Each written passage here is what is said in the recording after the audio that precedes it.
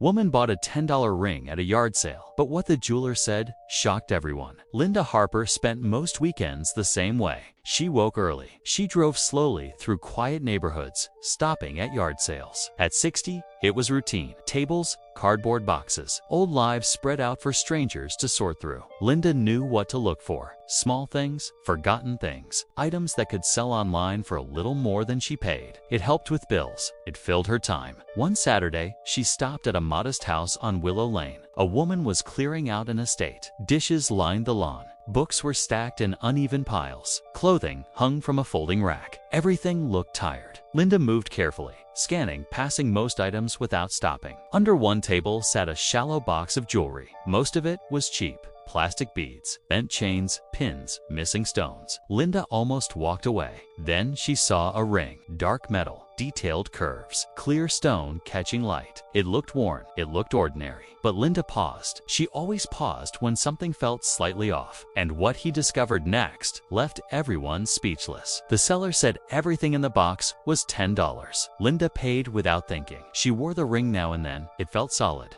heavy in a quiet way. After a few weeks, the metal dulled. The stone lost its shine. Linda decided it needed cleaning. She took it to a small shop called Reynolds Jewelry. It had been there for decades. Behind the counter stood Samuel Reynolds. He was calm, careful. He placed the ring under a magnifier. At first, he worked as usual. Then, his hands stopped. He adjusted the lens. He changed tools. He tested the metal. He said nothing for a long time. Samuel asked where Linda got the ring. She mentioned the yard sale on Willow Lane. His expression tightened slightly. He said he needed more time. He asked her to return the next day. Linda left confused. It was just a ring. She had worn it while cooking dinner. When Linda returned, Samuel was not alone. A younger woman stood beside him. She introduced herself as Rachel Reynolds, his daughter. Both looked serious. Samuel spoke clearly. The metal was not plated. It was solid platinum. The stone was not glass. It was a natural diamond, large, clean, nearly flawless. Rachel explained the value. Between $8,000 and $10,000. Linda felt unsteady. She had paid $10. She washed dishes while wearing them. Samuel was not finished. Inside the band was a tiny engraving, JH1958. He had seen that mark before. Samuel brought out old records. His father had opened the shop in the 1950s. Every custom piece was documented. Yellowed pages covered the counter. One sketch matched the ring exactly. Measurements,